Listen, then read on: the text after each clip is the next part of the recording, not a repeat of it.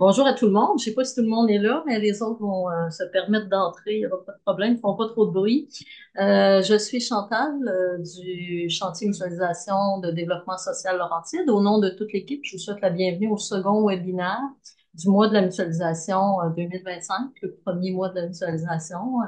On est au deuxième webinaire. Hier, pour ceux qui n'étaient pas là, on a eu la chance d'avoir une conférence d'Annie Camus qui était excellente, qui nous a parlé d'innovation, de mutualisation évidemment et d'impact de tout ça. Alors, c'était très intéressant. Aujourd'hui, nous allons continuer avec la belle visite, la visite de Montérégie et de la visite de Montréal, qui vont nous parler principalement de mutualisation des ressources humaines. Je vais immédiatement, parce que c'est quand même un webinaire d'une heure aujourd'hui, on va maximiser le temps. Je vais passer la parole à ma collègue Maude qui va vous donner quelques indications pour le bon déroulement du webinaire. Merci et bonne séance. Bonjour tout le monde. Donc, oui, un petit webinaire encore ce midi. Si vous avez des questions, il y a le bouton Q&R ou Q&A, je crois. C'est en anglais, donc c'est le bouton avec un point d'interrogation dans le bas de votre écran. Vous allez pouvoir écrire vos questions là tout le long du webinaire. Il va y avoir une petite période de questions de 5 minutes à mi-parcours et une vraie période de questions à la fin. Donc, n'hésitez pas à écrire vos questions, puis on va les gérer si vous voulez pas oublier votre idée, il n'y a pas de problème. Donc, je laisse maintenant la parole à Célia Corriveau, qui est coordonnatrice à l'émergence au pôle d'économie sociale Vallée du Haut-Saint-Laurent. Donc, bonjour Célia. Bonjour. Moi, je veux juste vous introduire nos deux conférenciers d'aujourd'hui qui travaillent les deux pour et avec le pôle d'économie sociale. Donc, vous allez avoir deux présentations aujourd'hui. La première va être faite par Olivier Doyle, qui est directeur général au pôle d'économie sociale. Il va pouvoir vous parler du guide de mutualisation sur les ressources humaines, un projet qu'on a fait avec des étudiants de l'Université de Sherbrooke il y a quelques années déjà, peut-être 2, 3 années. Puis après ça, on va pouvoir enchaîner avec le projet sur lequel je travaille avec Mathilde Courtemanche sur, disons, le côté un petit peu plus pratico-pratique de la mutualisation pour voir comment on peut arriver à créer une entreprise d'économie sociale ou un projet d'économie sociale à partir de ce besoin-là que la plupart d'entre nous avons là, de mutualiser les ressources. Donc, je vous laisse entre les mains d'Olivier, puis après ça, je vais vous présenter Mathilde et son projet. Merci beaucoup, Célia. Bonjour à toutes et à tous. J'espère que vous allez bien. J'espère que vous avez un dîner entre les mains ou que sinon vous allez le prendre très bientôt. Alors, installez-vous confortablement. Donc, aujourd'hui, notre intention, donc, au pôle de l'économie sociale Vallée du Haut-Saint-Laurent, c'est de vous permettre de partager, dans le fond, toute l'expérience que nous avons vécue depuis les 3 dernières années, comme disait ma collègue à l'instant. Nous avons effectivement pris l'autoroute par les camps, pour le dire franchement, en toute sincérité, de la mutualisation des ressources humaines, car c'est vraiment une clé de voûte majeure, en fait, pour le développement notamment de l'économie sociale, mais également aussi de l'action communautaire partout au Québec, à notre compréhension de la chose à ce moment-ci. Alors, évidemment, face aux défis actuels, on s'entend la rareté de main-d'œuvre, la pression administrative aussi qui pose sur les administrations, le souci de devoir des fois aussi maximiser en fait l'ensemble des deniers publics qu'on a à notre disposition en tant qu'organisation des fois.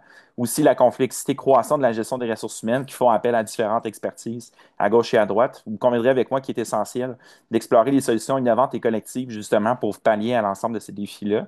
Et donc, cette présentation aujourd'hui, c'est essentiellement vous parler de la démarche de recherche et de mise en contexte, donc de la mutualisation de ressources humaines dans un premier temps que nous avons fait en 2023 avec un groupe d'étudiants de l'Université de Sherbrooke qui nous a permis de pouvoir justement creuser davantage cette thématique-là, si on veut, ou cette facette-là, en fait, du développement des organisations, puis de voir en quoi est-ce qu'on pourrait nourrir justement la réflexion notamment des gestionnaires, notamment l'économie sociale, mais également Action communautaire sur l'ensemble de notre territoire au niveau de la Montérégie-Ouest. Donc, effectivement, pour juste le remettre en contexte, Vallée du Haut-Saint-Laurent, donc c'est la Montérégie-Ouest essentiellement. La Montérégie, il y a trois grandes sous-régions, donc l'Est, l'Ouest, l'agglomération de Longueuil, et nous desservons l'ensemble des 5 MRC du territoire de la Montérégie-Ouest, qui représente 68 municipalités, environ 300 organisations en économie sociale.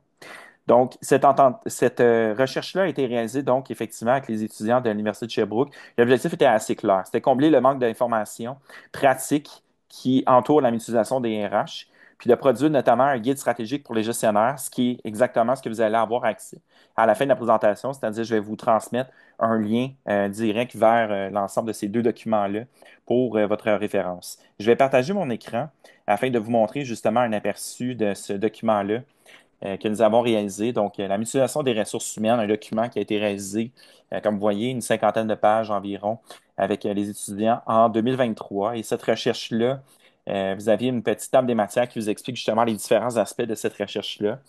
Il y a eu l'introduction, la forme et les structures justement de mutualisation, les avantages, les défis de la mutualisation, les enjeux et solutions, ressources pratiques pour la réalisation, informations concernant les différentes lois applicables, facteurs à considérer pour la direction, recension des meilleures pratiques trouvées, cas d'étude d'organisation de l'économie sociale ayant utilisé la mutualisation et les conclusions par rapport à tout cela.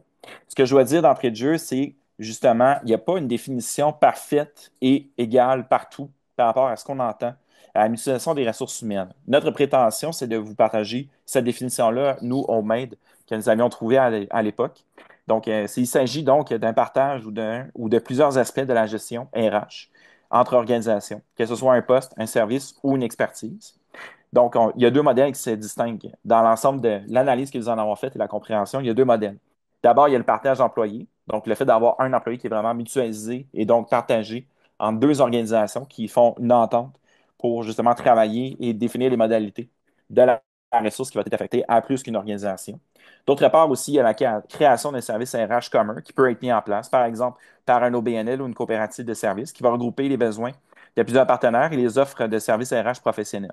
Un exemple de cela qu'on a vu naître au courant des derniers mois, des derniers chapitres, c'est notamment la CDC du Haut-Saint-Laurent, la coopérative de développement communautaire du Haut-Saint-Laurent, qui a développé le volet AJRH, qui est exactement dans ce type de service-là, donc qui embauche une ressource et qui collecte et collectivise les besoins des organisations pour offrir du temps ressources ou du bloc énergie, si vous voulez, aux organisations qui ont des besoins précis, que ce soit communication, adjoint administratif, ce genre de ressources-là qui est justement dévolu.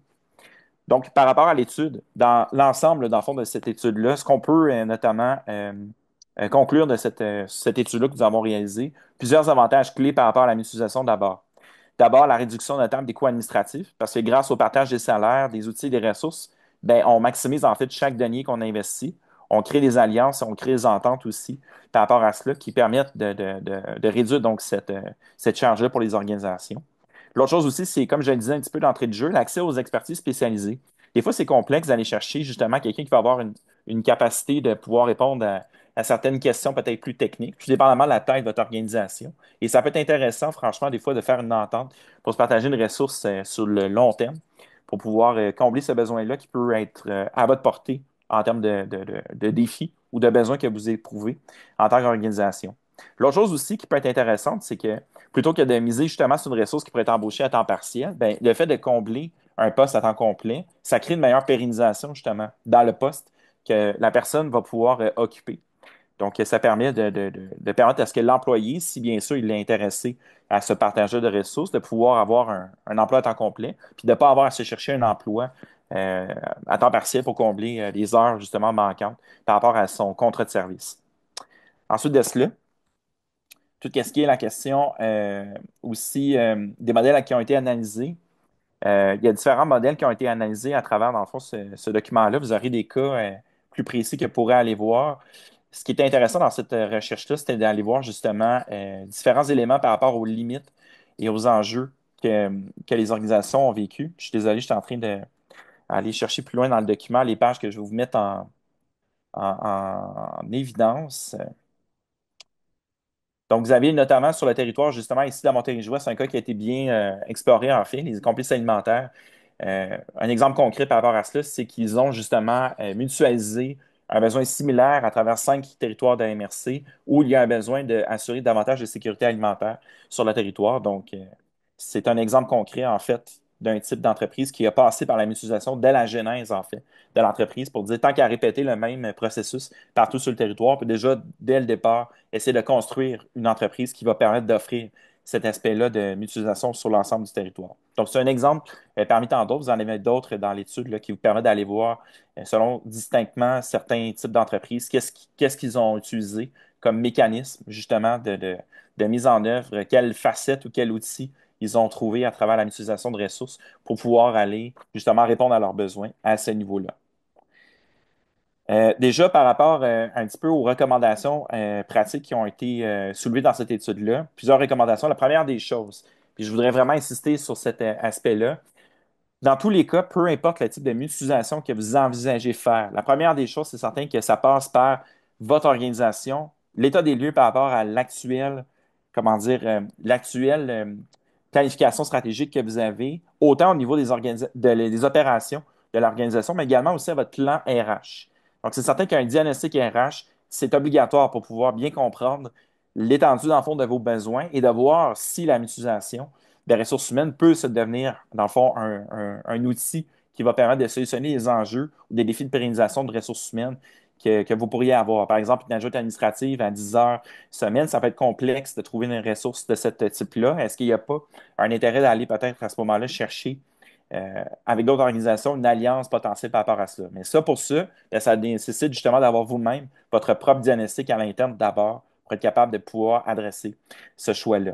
Ensuite de cela, bien évidemment, c'est d'établir les ententes écrites avec les organisations avec lesquelles vous allez devoir faire affaire potentiellement. Donc, ne pas sous-estimer en fait la charge que ça va nécessiter d'avoir un suivi de ces ententes-là pour s'assurer que la gestion des ressources humaines que vous souhaitez opérationnaliser va répondre aux lois, parce qu'il y a ça aussi à considérer dans toute l'opération. Donc, les lois en vigueur par rapport au Code du travail et tout ça, c'est très important par rapport à ce niveau-là. Puis aussi, une des choses par rapport à l'étude que nous avions dans le fond documentée, c'est la chose aussi de ne pas se mettre la pression trop élevée et de dire on va mutualiser deux, trois, quatre fonctions. Commencer d'abord par une petite action simple au départ avec un poste qui est justement le plus probant en matière peut-être de mutualisation de ressources humaines. Et ça va déjà vous donner confiance en vous pour pouvoir aller de l'avant. Ensuite de ça, et voir si vous pouvez explorer davantage cette mutualisation-là de ressources humaines. Donc, de vraiment y aller une étape à la fois pour ne pas vous brûler par rapport à cela et de ne pas connaître évidemment d'échecs par rapport à tout cela. Puis, ultimement aussi, ce qui est très important, c'est le mécanisme de suivi. Dans une entente mutualisée, il y a des attentes de deux parties, de trois parties potentielles lorsqu'on mutualise une ressource humaine. Donc, de tenir à jour justement vos notes par rapport à la ressource qui a été embauchée pour s'assurer que l'ensemble des organisations s'entendent bien justement sur la gestion à opérer et à développer par rapport au suivi de la ressource humaine. La complexité peut venir justement dans les questions très simples du genre qui est l'embauche principale de la ressource, comment se crée justement le comité de suivi de cette ressource-là. Si on parle de plusieurs organisations qui mutualisent cette ressource humaine-là. Donc, vous voyez où est-ce que je veux en venir. C'est quelque chose qui est très important à déjà baliser au départ avant même de procéder en fait à une embauche ou quoi que ce soit, de s'entendre sur les mécanismes de suivi par rapport à tout cela.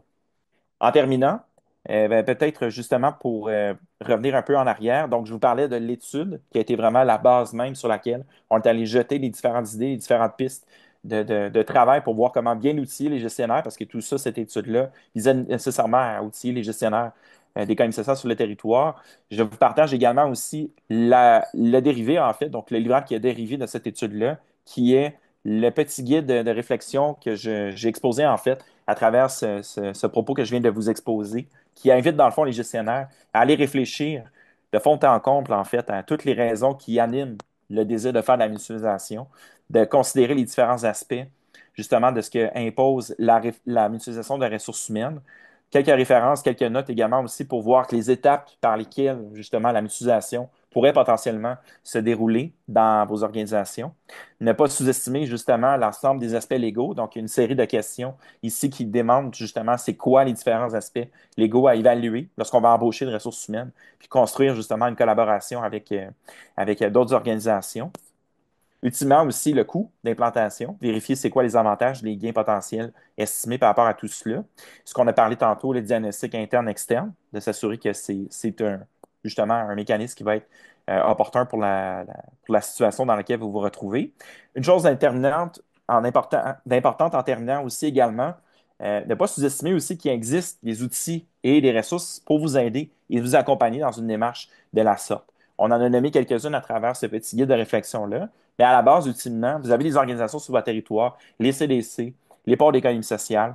Vous avez également aussi peut-être potentiellement d'autres associations sectorielles qui vous reflètent davantage, vous, dans votre quotidien. Donc, n'hésitez pas à aller de l'avant, voir les personnes en question qui peuvent vous aider des fois à solutionner cette réponse-là. Il y a même d'ailleurs eu récemment, et je ne sais pas si elle est encore en vigueur, mais des enveloppes pour aider justement des organisations qui veulent travailler sur la mutualisation, que ce soit de ressources humaines ou de ressources autres à mettre à disposition, pour aider justement ces processus de mise en marche justement de mutualisation de ressources humaines notamment. Donc, il existe des options pour vous, tout dépendamment quels sont vos objectifs, encore une fois, au sein de vos organisations. Mais tout ça étant dit, la table est mise en ce moment pour vous donner justement le fait tout simplement que c'est possible de procéder à une utilisation de ressources humaines. Il faut par contre se prendre tôt pour pouvoir bien réfléchir à l'ensemble justement des tenants et aboutissants de tout cela, puis également aussi de faire un bon processus d'analyse pour vérifier si c'est la bonne implantation à mettre en œuvre. Donc voilà, c'est tout en ce qui me concerne. Donc je serais ouvert s'il y a des questions à répondre à certains éléments peut-être aujourd'hui. On a Alain qui aimerait poser une question de vive voix. Donc, Alain, je te laisse la parole. M'entendez-vous? Oui. Tout à fait. OK. Je veux savoir, merci de la présentation, c'était clair. J'imagine qu'on va pouvoir savoir le document pour se référer. Mais est-ce que à travers la recherche ou la cueillette de données, vous avez vu pas des enjeux, mais des précautions à faire quand on décide, exemple, de faire la mutualisation de ressources humaines? Parce j'ai déjà vu quelques expériences où ça n'a pas nécessairement bien fini parce que j'avais l'impression que les objectifs, les attentes n'étaient pas tout à fait bien campés. Fait que, y a-t-il quelque chose à ce niveau-là qu'il faut être prudent ou une expérience, tu te dis ça à éviter? C'est sûr que, comme j'ai un peu exposé, tout ce qui est le diagnostic préalable, en fait, à dire on va aller de l'avant avec la mutualisation, c'est extrêmement important. Puis aussi, ne pas sous-estimer, en fait, tout l'aspect légal de la chose et technique aussi. Quand on parle de l'embauche, par exemple, qui va embaucher la ressource humaine en question? Nous-mêmes, au niveau du pôle, on a fait cette tentative-là. C'était très clair parce qu'on a pris la peine, justement, nous-mêmes, de réfléchir en amont à la ressource en communication, comment on va la partager, quel sera le temps de travail, comment est-ce qu'on va s'assurer du suivi des tâches de la ressource, comment est-ce qu'on crée un conciliabule par rapport à régler des différends s'il y a lieu par rapport à la gestion de la ressource humaine. Donc, ça, c'est des choses vraiment importantes par rapport à ça, à bien s'entendre. C'est pour moi la même chose quand on parle, mettons, du deuxième aspect que je parlais, c'est-à-dire une ressource qui embauche justement un RH et qui dessert les services en termes de bloc énergie, un 5 heures à gauche, un 5 heures à droite, etc. Donc, c'est pas la même mécanique par rapport à ça. Donc, c'est vraiment important que le processus soit bien clair au sein de votre organisation, que ça s'arrime à vos objectifs organisationnels. Parce que sinon, si vous vous lancez simplement par mode ou par intérêt, intrigue, sans bien vous préparer, ben, vous risquez justement d'avoir peut-être des frustrations. Puis que le processus, dans son ensemble, va avoir justement des contraintes en cours de route. Super, avec s'il n'y a pas d'autres questions, je pourrais vous présenter notre prochaine panéliste. Dans le fond, vous voyez un peu notre démarche au pôle d'économie sociale. On avait commencé cette réflexion-là, ça fait 3 ans. Après avoir fait paraître là, l'étude et le guide pratique, nos membres voulaient aller encore plus loin là, pour faire, dans le fond, pour qu'on les soutienne au niveau de la mutualisation, puis que ce soutien-là soit encore plus pratique et concret. C'est donc dans cette optique-là qu'on a fait une alliance avec Mathilde Courtemanche, qui est une étudiante à la maîtrise. Donc, puis en même temps, je voulais en profiter pour vous parler de ce programme-là qui est vraiment intéressant, qui s'appelle MITAX.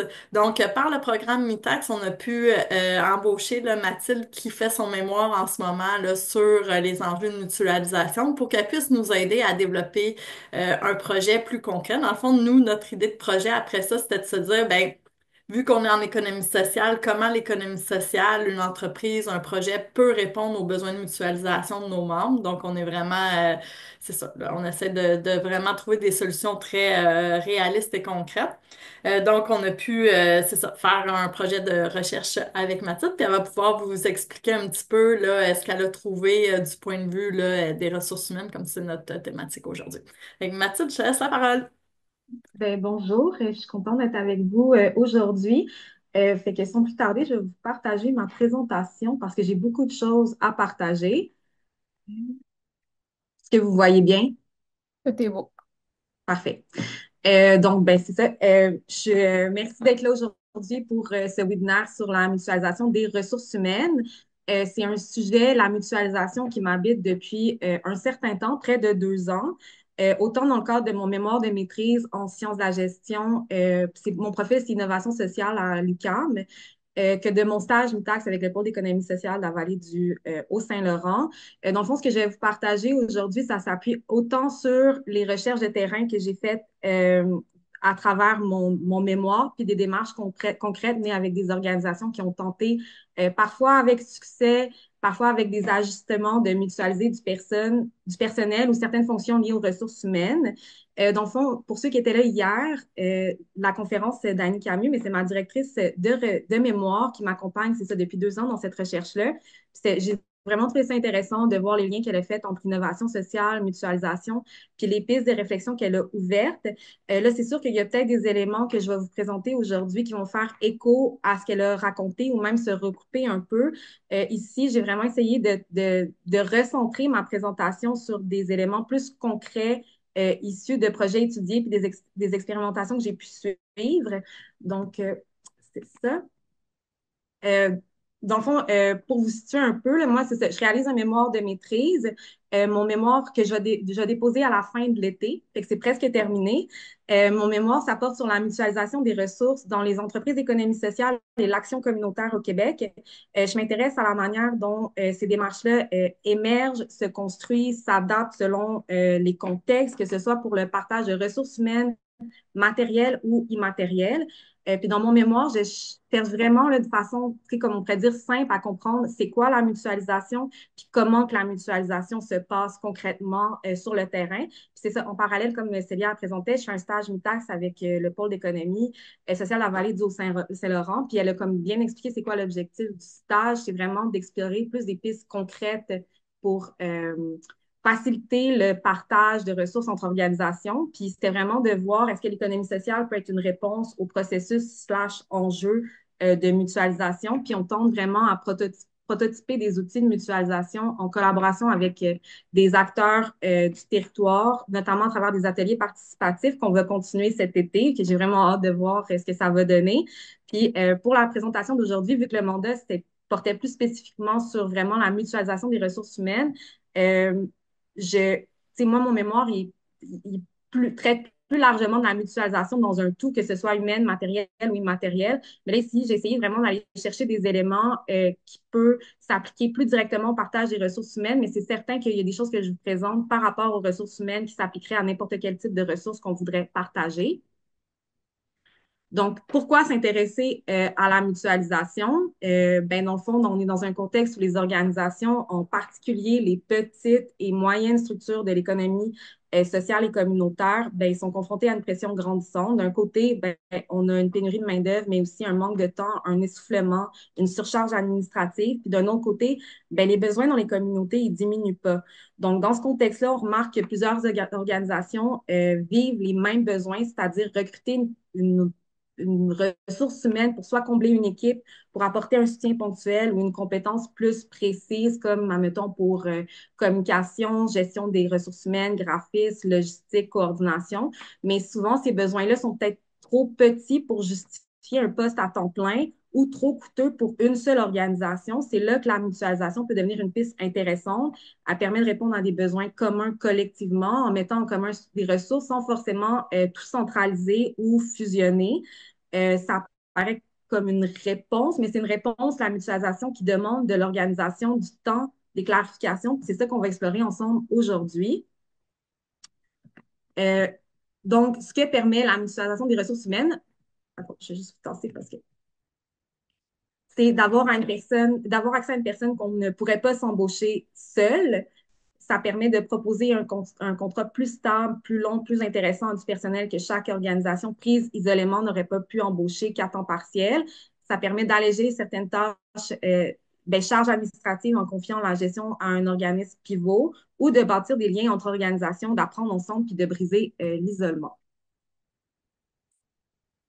Ben, mutualiser, c'est pas si simple que ça. Ça, c'est le grand constat de mon mémoire, c'est que mutualiser, c'est très compliqué. Donc, au fond, à partir de mon analyse de terrain, puis mon analyse, moi, est basée, je ne l'ai pas dit au début, mais sur 20 organismes de l'économie sociale ou de l'action collective un peu partout au Québec qui œuvrent dans des secteurs différents. Puis aussi un sondage qu'on a fait avec le pôle d'économie sociale où on a sondé dans le fond les membres sur comment ils voyaient la mutualisation, c'était quoi, s'ils avaient déjà essayé la mutualisation, c'était quoi leur expérience. Donc, tu sais, tout ce que je vous parle, c'est sur à peu près quasiment une trentaine de cas différents. Euh, mais si on peut regrouper les démarches de mutualisation ou partage de ressources, des ressources humaines, selon trois grands modèles que j'ai vus à travers ces démarches-là. C'est ceux-là qui sont revenus le plus souvent dans ma recherche, mais ça ne veut pas dire que c'est les seuls qui existent. Le premier, c'est celui où une organisation pivot embauche une personne qui va travailler pour plusieurs autres organisations selon les plages horaires définies. C'est cette organisation-là qui va gérer les contrats, la paye, le suivi administratif, etc. Là, comme on est un peu plus comme dans l'offre de service, comme Olivier disait, Agir RH, c'est un peu plus ça qu'ils vont faire. Le deuxième modèle, c'est l'embauche conjointe. Donc, quand que deux ou trois organisations embauchent ensemble une personne, signent ensemble le contrat, puis se partagent les coûts, les responsabilités, les décisions. Et ça demande peut-être plus de coordination, mais on est plus dans la mutualisation à proprement parler, où il y a vraiment une réciprocité entre les parties. Puis, un troisième modèle qu'on retrouve, ben, c'est la création d'une structure dédiée. Moi, je l'appelle la méta-organisation un peu. C'est un regroupement d'organisations qui décident de créer un organisme ou une entité qui va porter le projet de mutualisation. Ça permet souvent de structurer les choses à plus long terme, mais ça implique aussi une gouvernance qui doit être pensée de façon plus formelle. Puis, c'est un modèle, tous ces modèles-là, dans le fond, ils se construisent progressivement. Il n'y a pas de solution unique. Il faut vraiment choisir selon les capacités des partenaires, le niveau de confiance entre eux, puis le type de poste mutualisé, mais surtout les besoins de l'organisme. C'est ça qui est vraiment important je- on l'a dit hier dans la présentation, puis je pense que Olivier l'a vraiment bien dit, la mutualisation, c'est pas une solution pour tout le monde. Il faut vraiment y aller avec les besoins que vous avez, si ça peut être une solution euh, qui fonctionne pour vous. Mais ça ne veut pas dire que c'est une solution miracle que tout le monde devrait mettre sur pied. OK, bon, dans le fond, c'est ça que j'ai mutualiser, c'est pas si simple que ça. Mutualiser une ressource humaine, c'est pas seulement un partage de salaire, c'est partager aussi une personne. Puis cette personne-là va travailler dans plusieurs milieux, avec plusieurs cultures organisationnelles différentes, plusieurs calendriers, plusieurs façons de fonctionner. Puis ça demande une énorme capacité d'adaptation. Puis pour les milieux qui accueillent cette personne-là, il faut aussi reconnaître que cette ressource-là n'est pas à soi. Un des pièges fréquents que j'ai vu, c'est quand chaque organisation pense que la personne mutualisée doit être pleinement investie chez elle, ce qui peut générer une surcharge ou des attentes irréalistes pour la personne qui se fait mutualiser. Puis la réussite, ça dépend beaucoup, je pense, de la clarté dans les mandats, mais aussi de la reconnaissance de cette complexité humaine-là. Parce que quand on parle de mutualisation, ce que j'ai remarqué, on parle souvent de mutualisation au niveau des organismes qui vont mutualiser pour combler un besoin, mais on ne parle pas souvent de la personne qui se fait mutualiser, parce que ça reste que c'est une réalité, la personne qui vit cette mutualisation-là. Puis dans les entretiens, j'ai entendu beaucoup de choses comme j'ai trois boîtes de courriel, trois manières différentes de faire un rapport, trois personnes qui me demandent de prioriser leurs tâches. Donc, la personne qui est mutualisée se trouve souvent dans un entre-deux. Elle ne fait pas entièrement partie de chaque équipe, n'est pas toujours présente aux réunions ou intégrée dans des dynamiques internes. Elle doit jongler avec différents types de supervision, des fois aucune supervision. Si pas clarifié, après sentir isolée ou d'avoir à négocier constamment ses priorités toute seule. C'est pour ça que dans les démarches qui fonctionnent mieux, on voit qu'il y a un effort, un réel effort pour donner à la personne des repères clairs, un point de contact stable, puis une forme de reconnaissance symbolique dans chaque organisation où elle passe. Des façons plus simples, comme qu'on pourrait voir que la personne est invitée à dîner avec l'équipe, ce soit pas juste en télétravail, qu'elle soit vraiment une partie intégrante de l'équipe. Puis on a aussi partagé que ça peut aider si les différentes directions des organismes gardent un contact rapproché, qui entretiennent une relation ensemble, même après que la personne soit mutualisée. Donc, la relation ne doit pas être juste au début, mais elle doit continuer tout le long du mandat de la personne. Euh, donc, un peu, ça va faire écho à ce que Olivier disait aussi dans sa présentation, là, avant même de penser au modèle ou même au financement, je pense qu'il y a des questions de base à se poser entre partenaires. C'est qui embauche, c'est qui l'employeur légal, qui assure la gestion des ressources humaines. Là, quand je dis ça, c'est vraiment l'évaluation, les congés, les vacances, les formations, l'assurance de cette personne-là. Comment sont répartis ces coûts-là? Est-ce que c'est tout le monde qui paie selon le même ratio? Est-ce que c'est plus une banque d'heures? C'est qui encadre le travail au quotidien? C'est qui fixe les priorités si elles changent? C'est quoi le soutien qui est offert à la personne mutualisée, que ce soit logistique, soutien moral, même intégration? Fait que je pense que c'est des questions vraiment essentielles, puis des discussions à avoir pour éviter tous les malentendus qui peuvent nuire à la relation entre partenaires ou même mettre la personne mutualisée dans une position inconfortable.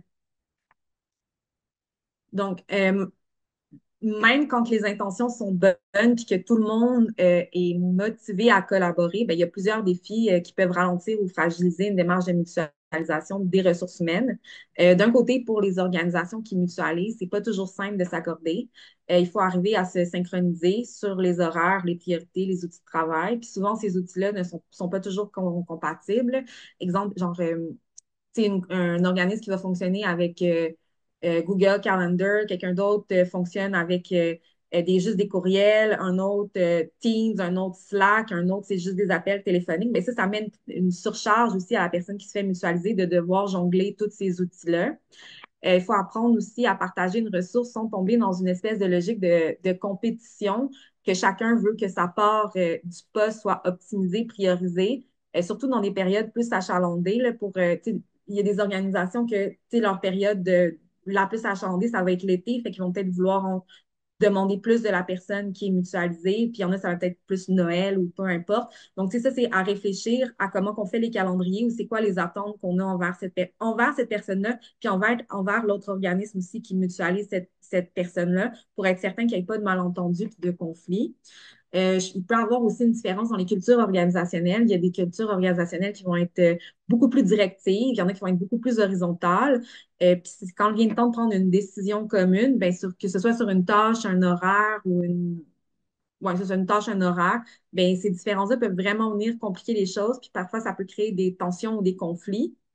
Pour la personne mutualisée, c'est ce que je disais tantôt, ça se traduit par une adaptation constante. C'est pas tout le monde qui va être capable de jongler ce genre de demande-là. Ça prend un type de personnes qui ont envie de faire ce genre de travail-là, qui sont capables de s'adapter à plusieurs demandes différentes. Ça prend des compétences aussi particulières, puis ça prend en considération aussi quand on embauche quelqu'un pour ce genre de projet-là. Euh, Puis aussi, il n'y a pas juste les enjeux organisationnels, il y a des défis relationnels aussi. Là. Dans plusieurs démarches, des fois, il y a des inégalités d'implication. Certaines organisations s'investissent beaucoup, d'autres beaucoup moins, puis il y en a qui se retirent en cours de route. Ça peut créer de la fatigue pour ceux qui tiennent la structure, puis ça fait aussi une surcharge pour la coordination ou les personnes impliquées dans le projet de mutualisation. Du côté comme plus financier puis structurel, on remarque qu'il y a plusieurs freins à la mutualisation présentement aussi au Québec par rapport à nos lois, puis comment que les assurances sont faites, comment même aussi le financement est fait pour les projets à mutualisation. Bien, il n'y a pas beaucoup d'incitatifs des fois dans les programmes de financement actuels. Il y a certaines subventions qui ne permettent pas de financer une ressource partagée. Puis quand le financement existe, il est souvent temporaire ou instable parce que c'est un financement par projet, ce qui rend difficile la pérennisation de certains projets de mutualisation. Euh, juste en place, Juste mettre en place une mutualisation, ça représente des coûts à la base. C'est des coûts de démarrage, du temps, de l'énergie, parfois des frais juridiques, de la coordination, puis des assurances. Fait que, c'est quelque chose comme à y réfléchir. Mais là, c'est pas juste négatif, là. Il y a des choses aussi qu'on peut faire pour venir pallier à ces défis-là ou s'assurer que, dans le fond, les démarches fonctionnent parce que, oui, c'est difficile la mutualisation, mais c'est possible. Puis, il y a beaucoup de démarches que, justement, ils ont réussi à tenir dans le temps ou du moins à s'ajuster avec des essais-erreurs. Ce qui ressort de façon assez unanime, c'est qu'il n'y a pas de recette magique. Il y a quand même des leviers communs qu'on retrouve dans plusieurs projets qui peuvent faciliter les projets, mais il n'y a pas une façon de faire la mutualisation. Puis ça, je pense que c'est vraiment important de le préciser. C'est pas une recette magique, il n'y a pas une façon de faire. C'est vraiment une espèce de poids contre poids entre les besoins des personnes qui font la mutualisation, puis de vraiment arriver à entente commune entre toutes les parties prenantes. Un des leviers les plus forts qu'on voit, c'est la désignation claire d'une personne responsable de la mutualisation. La personne, elle peut être soit embauchée directement pour cette fonction-là, ou elle peut porter ce rôle-là dans le cadre d'un autre mandat, souvent au sein d'un organisme pivot. Euh, dans le fond, quand tu as ça, ça permet d'avoir une personne qui crée un point d'ancrage pour les partenaires. Elle suit les mandats, coordonne les horaires, elle peut gérer les ajustements, répondre aux questions, faire circuler l'information. Dans un projet que j'ai analysé, il y avait une personne qui jouait ce rôle-là, puis ils m'ont dit que sans elle, là, tout le monde dans le projet aurait décroché. C'est vraiment cette personne-là qui a soutenu le projet. Cette personne-là, elle n'impose pas nécessairement sa vision, mais c'est vraiment, elle s'assure d'un suivi constant, elle sécurise le monde, puis aussi les gens qui se font mutualiser. Puis ça permet aussi que les gens des organismes s'enlèvent un peu cette charge mentale-là parce qu'il y a quelqu'un qui s'occupe de ce service-là ou de ce projet-là. Plusieurs ont nommé aussi, vraiment, c'est important d'avoir un bon leadership dans le processus de mutualisation. Là, on parle, peu importe, on mutualise quoi, ça prend un bon leadership qui écoute, qui mobilise, puis qui ne cherche pas à tout contrôler. C'est vraiment, on parle de collaboration ici. Ou ce qui peut aider aussi, c'est la mise en place d'outils simples et accessibles. Ça peut être un tableau partagé, une fiche de mandat claire, un calendrier commun, un point de suivi mensuel, juste pour s'assurer que vraiment tous les gens restent alignés dans le projet, pas juste au début, mais tout le long du projet. C'est ça qu'il faut. La mutualisation, c'est pas quelque chose que tu mets en place au début, c'est quelque chose, c'est un processus. Donc, tout le long que cette personne-là va être mutualisée, tu es en processus de mutualisation. Il n'y a pas nécessairement de finalité à cette mutualisation-là. C'est des efforts constants qu'on doit mettre dans ce processus-là. Un autre facteur facilitant, c'est l'accompagnement externe. Ça, Olivier aussi l'a touché dans sa présentation. C'est une personne neutre qui accompagne la démarche. Surtout au démarrage, je pense que ça peut aider. Ça aide à faire sortir les besoins réels, à poser des balises, à discuter des zones sensibles avant qu'elles deviennent des irritants. Par exemple, développement social Laurentide peuvent aider les démarches de mutualisation, les pôles, les CDC, comme Olivier l'a dit. Je pense que ça peut vraiment être un allié bénéfique dans des processus. Puis vraiment, ce rôle de facilitateur-là, c'est la chose qui est revenue le plus souvent dans mes entretiens où est-ce que les projets fonctionnaient bien. Puis je pense qu'il faut vraiment y aller graduellement sans viser la perfection dès le départ. C'est un peu aussi encore ce que Olivier disait, c'est un processus. On doit se donner le droit de tester, d'ajuster, de revoir certains éléments qu'on a mis en place. Il faut prévoir du temps pour en parler. Je pense qu'ici, c'est vraiment important. Un des éléments clés, c'est la communication, l'investissement dans la relation. Il y a des gens qui m'ont parlé que la mutualisation, c'est un peu comme un mariage entre organisations. Donc, un mariage, il faut que, si tu veux que ce soit un mariage qui fonctionne, mais il faut que tu y mettes du temps et de l'énergie. Bien, la mutualisation, c'est un peu le même principe. Euh, Dans le fond, je vais terminer avec trois constats qui reviennent souvent dans les projets que j'ai analysés, puis dans les témoignages des personnes que j'ai rencontrées. Premièrement, la mutualisation des ressources humaines ou n'importe quel type de projet de mutualisation. C'est pas un modèle figé, c'est un processus qui est évolutif, c'est itératif. Chaque projet va se développer différemment selon le territoire, selon les personnes qui s'impliquent, selon les besoins du moment aussi. Il n'y a pas une seule bonne façon de faire. Ce qui fonctionne dans une MRC, par exemple, ça n'appliquera pas forcément dans une autre. C'est vraiment, c'est chacun à sa sauce un peu.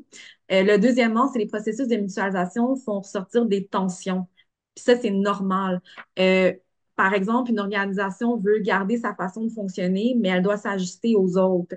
Ou on n'est pas toujours d'accord sur ce qui est équitable, qui paie quoi, qui décide des priorités, qui encadre. Je pense que les tensions, il ne faut pas le voir comme un échec. Au contraire, je pense que c'est souvent en les nommant puis en les gérant ensemble que le partenariat va devenir plus solide. Puis finalement, il ne faut pas oublier que ce sont à la base des relations humaines. La mutualisation, se base sur les relations humaines. C'est les relations humaines qui soutiennent la mutualisation. C'est pas la structure juridique, le financement qui garantit que ça va tenir. C'est les liens de confiance, la qualité de la communication, la capacité de se parler franchement, de s'ajuster puis à prendre soin du processus. Puis, dernière chose, ça prend du temps à mettre en place. Même quand tout le monde est motivé, on ne mutualise pas un poste du jour au lendemain. Il faut du temps pour se comprendre, se faire confiance, tester. Puis c'est normal que ce soit long. Je pense juste qu'il faut se le dire d'avance. Fait que c'est pas mal ça pour moi. Sinon, en attendant que les gens réagissent, là, une chose aussi en complément, parce que c'était vraiment complice ce que tu as apporté, Mathilde.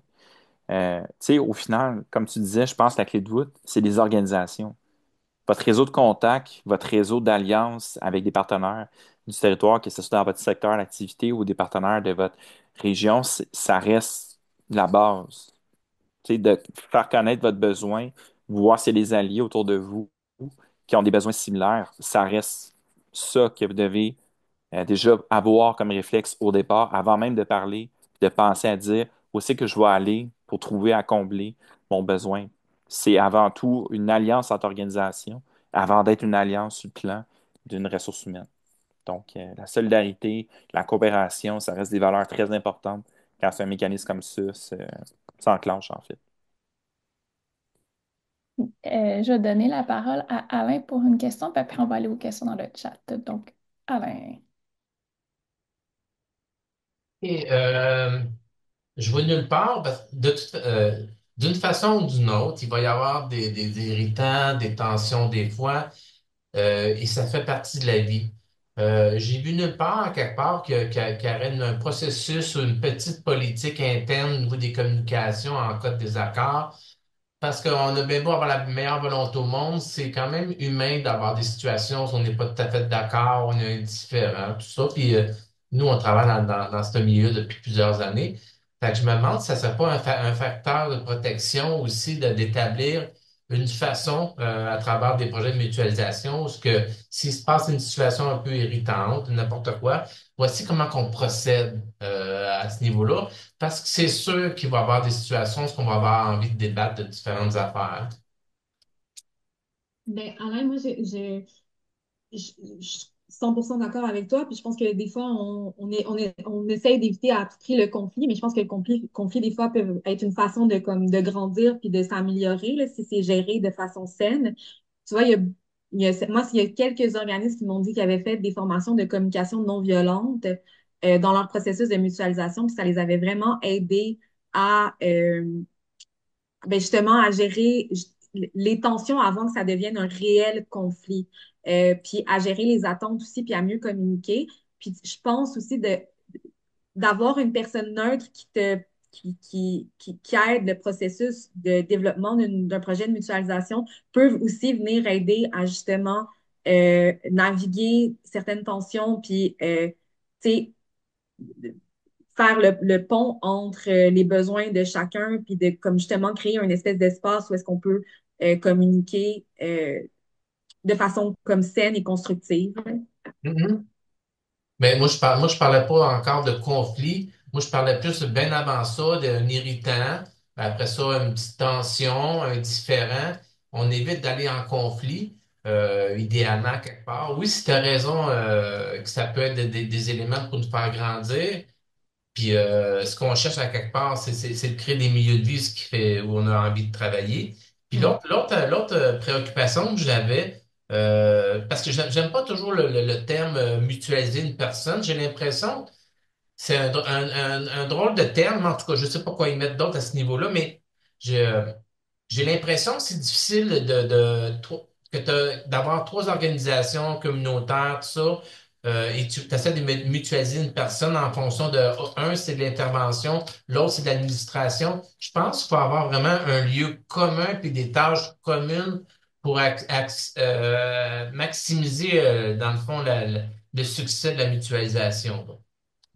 Ben, en tant que gestionnaire, ce que je peux témoigner, c'est de dire, du moment que vous avez une définition de tâches assez relativement claire, après ça, il faut que les autres partenaires s'entendent à dire, est-ce que ça te convient? Parce que moi, si Mhm. j'embauche une ressource, je veux qu'elle ait ces compétences-là. Donc, est-ce que ça comble ton besoin? Fait que ça revient à ce que je disais au début, c'est quoi votre diagnostic RH? Ah ouais, Avez-vous cette compétence-là déjà dans votre équipe? A besoin de la combler ailleurs? Puis est-ce que c'est l'offre de la mutualisation pour la ressource X qui va répondre à ça? Si c'est pas OK. le cas, puis qu'il y a autre chose, ben là, c'est refaire un processus avec un autre ressource potentielle. C'est bon.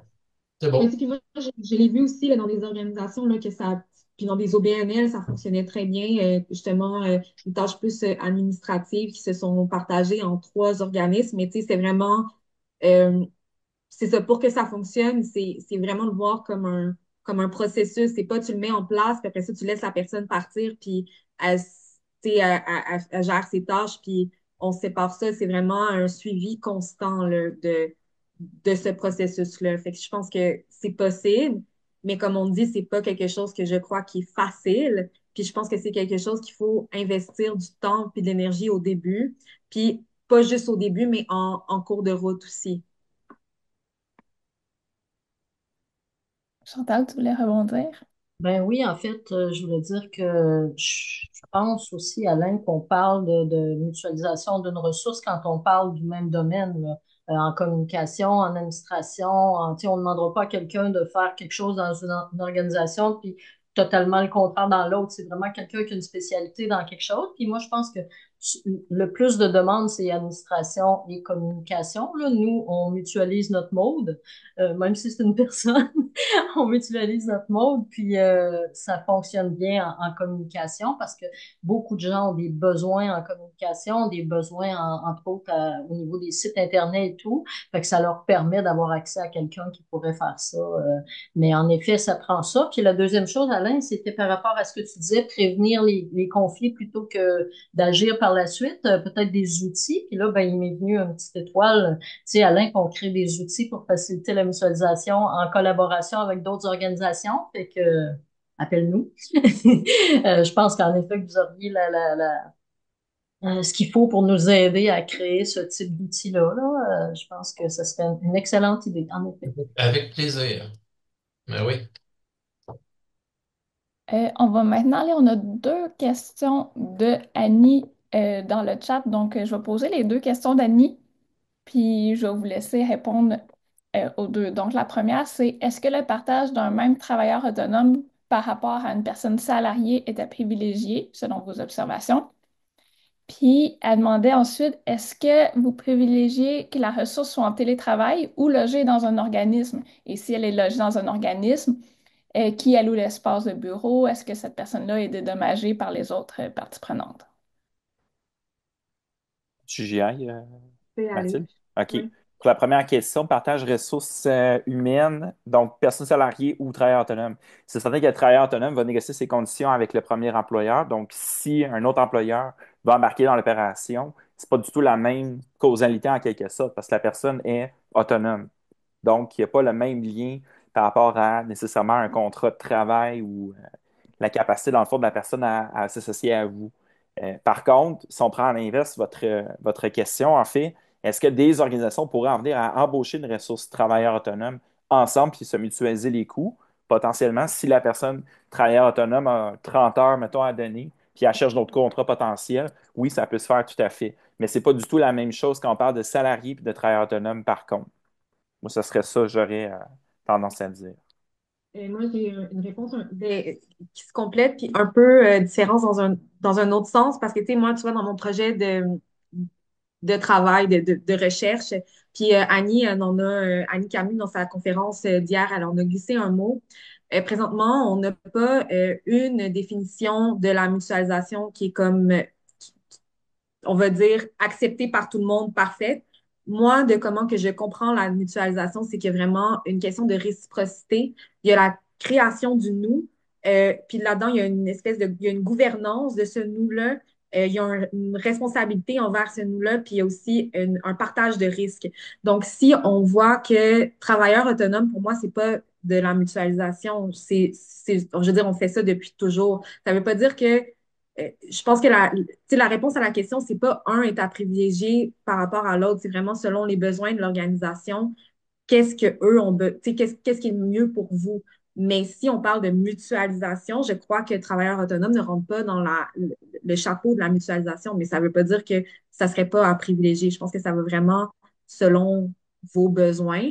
Puis sinon, pour la question par rapport à son télétravail ou loger dans un organisme, encore là, il n'y a pas il y a pas une façon de faire, je crois. Moi, de ce que j'ai vu des projets qui fonctionnaient le mieux, c'est qu'il y a vraiment c'est sûr que si la ressource est juste en télétravail, ça peut être difficile de vraiment créer des liens et s'intégrer vraiment bien à l'équipe. Je pense que de se déplacer, la proximité, je crois, qui est très importante dans des projets de mutualisation. J'en ai pas parlé dans ma présentation, mais ce que je vois, c'est la proximité géographique d'un projet de mutualisation entre organismes est vraiment important. Fait que si on est juste en télétravail, je pense qu'il y aurait une possibilité à ce que la personne qui se fait mutualiser pour le poste comprennent pas nécessairement ou se sentent pas intégrés complètement dans l'équipe. Ça veut pas dire que c'est pas possible, mais je pense qu'il y a un risque. Puis après ça, tu sais, encore là, pour qui, si la personne elle loue un espace de bureau, elle doit être dédommagée, bien ça, c'est quelque chose à discuter dans vos ententes quand que vous allez mettre en place ce projet. Il y a pas une réponse parfaite. C'est vraiment selon vous, qu'est-ce qui fonctionne. Fait que c'est un peu plate comme réponse parce que ce serait fun de dire tu fais ça, puis ça donne ça, mais là, on est un peu dans le flou ici, là. Si pour ajouter, tout à fait d'accord avec ce que tu dis, Mathilde, mais tu sais, on rajoute, c'est aussi l'ordinateur, le matériel de travail. Est-ce qu'on demande à la ressource de trimballer 2 ordinateurs pour chacune des organisations? Est-ce qu'on trouve un terrain d'entente pour un drive partagé ou que chacune des documents puis des boîtes courriels soient sur le même ordinateur, mais séparés? Ça, c'est toutes des questions, tu sais, qui sont très importantes dans tout ce qui est l'opérationnalisation, en fait, du partage de cette ressource-là, au final. Puis d'ailleurs, juste pour répondre à Alain tantôt, l'utilisation, c'est le processus avec lequel on va allier, en fait, des organisations. Le partage de ressources, moi, c'est plus ça que j'utilise pour dire, toi, comme ressource, tu es une ressource partagée. Donc, une ressource humaine partagée et un processus de mutualisation, ce qui fait la part des choses. Puis, on ne parle pas juste de ressources mutualisées. Voilà. Bon. Merci, Olivier.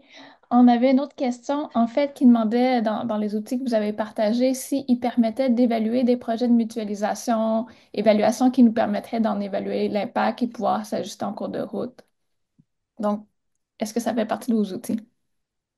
Ben, c'est sûr que notre outil, nous, c'est surtout un outil d'introspection pour aller voir est-ce que c'est le bon timing, le bon moment, c'est-tu une organisation qui va potentiellement pouvoir mutualiser avec nous, qui est au même moment. Fait que ça, c'est sûr que c'est encore circonstanciel, puis il n'y a pas vraiment une charte pour dire oui, non, c'est un bon timing pour pouvoir faire ça. Je pense que la clé de voûte, c'est de partir de ces idées-là qu'on a insérées dans le document, puis peut-être construire votre propre grille d'analyse s'il y a lieu par rapport à ça, savoir non seulement est-ce que le timing est bon, la logique par rapport à ça tient la route, mais c'est quoi les coûts aussi potentiels à appréhender de la mutualisation. On a parlé un peu partage de ressources. Est-ce que les locaux, ça rentre dans le calcul? Est-ce que le coût d'une adhésion Internet, par exemple, à domicile, on paye la ressource, on la défraie? Est-ce qu'on la rembourse à 50-50, par exemple? C'est toutes des questions comme ça que vous devez vous entendre avec les organisations. Mais déjà, encore une fois, pour venir en arrière, c'est une entente et une alliance entre des organisations qui vont partager une ressource. Donc, c'est toujours ce mécanisme-là qu'il faut garder en tête, je pense, au départ. Toi, Mathilde?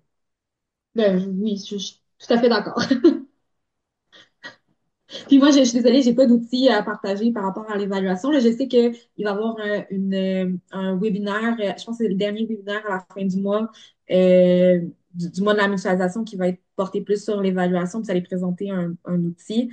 Mais moi, j'ai pas, tu sais, je suis pas rendue là dans ma recherche. Moi, je suis vraiment essayé de comprendre c'est quoi ce truc-là, la mutualisation. J'ai pas d'outils encore. C'est une superbe pub que tu fais pour que les gens restent à l'affût. Justement, ben, on n'a pas d'autres questions, mais justement, puis en plus, Olivier a parlé des aspects juridiques lundi prochain. Soyez à l'écoute. On va aussi parler des aspects juridiques dans le prochain webinaire. Donc, il va y avoir vraiment des outils concrets de choses à réfléchir. Ça, c'est un aspect justement qu'on a peut-être moins parlé aujourd'hui, l'aspect tout juridique. Une chose importante, c'est, moi, j'ai un conseil en fait que je vous donnerais, c'est ne vous improvisez pas comme avocat en droit du travail. Quand vous avez besoin d'un diagnostic juridique, allez voir un avocat. C'est l'avocat ultimement qui va pouvoir trancher avec un avis juridique à dire quels éléments dans le projet que vous voulez faire correspondent aux lois et donc respectent les lois, quels aspects peuvent être problématiques. Donc ça, c'est la réponse ultime pour avoir vraiment une certitude et être backé. Mais sinon, des outils comme vous allez recevoir, j'imagine, vont vous aider à faire ce pré-diagnostic-là s'il y a lieu. En fait, c'est des avocates qui vont être là. Oui, oui, c'est des avocats, mais par contre, c'est pas des avocats du travail qui nous l'ont précisé, là. C'est un centre de justice de proximité qui vont nous aider éventuellement à faire des outils d'accompagnement de mutualisation, mais c'est pas spécialisé, mais quand même. En fait, la prochaine conférence va servir beaucoup à accumuler les questions justement pour voir c'est quoi les besoins des gens pour qu'on puisse aller y répondre ensuite en créant les bons outils, peut-être en se référant à d'autres gens éventuellement, mais c'est le centre de justice de proximité Laval, Laurentide, Lanaudière qui est dans ce projet-là avec nous. Fait que ça va être intéressant. Puis Maud, tu as eu exactement la même réaction. Moi, je me suis mis plein de questions pour les filles à partir de ça parce que c'est quand même important. On a-tu d'autres questions, Maud?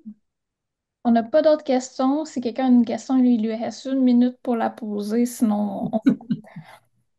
Sinon, on vous coupe, c'est très accueillant.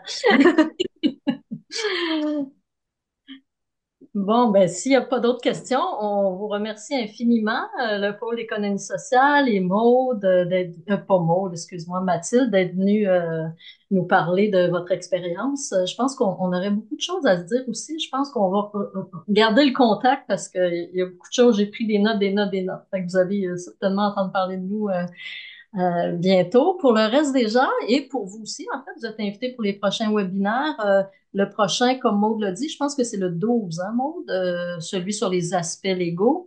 Ensuite de ça, on a le 20, le pôle d'économie sociale de chez nous, des Laurentides, qui va nous parler de culture et mutualisation avec Culture Laurentide et avec Refrain aussi. Puis après ça, ben, le 28 mai, en effet, Mathilde, on termine avec notre projet de mesure d'impact qu'on a commencé et on va lancer en effet à son hâte, là, il est prêt, le modèle logique de mesure d'impact en mutualisation, qui est un modèle plus général. On s'est assis avec 4 organisations, puis on est allé voir qu'est-ce qu'ils voyaient comme impact présentement dans leur organisation pour aller plus loin ensuite, puis vraiment prendre des indicateurs pour chacune des organisations puis aller voir dans chacune des organisations qu'est-ce que ça donne la mutualisation. Fait qu'on invite tout le monde. C'est encore le temps de s'inscrire au même lien que vous aviez déjà. Fait qu'on va se revoir à ce moment-là. Merci beaucoup. Franchement, c'était un très beau webinaire. Merci aux participants et aux conférencières et conférenciers. Merci. Merci de l'invitation. Ça nous a fait plaisir. On réitérera. Alors, bonne réflexion à tous. Merci. Bonne journée tout le monde.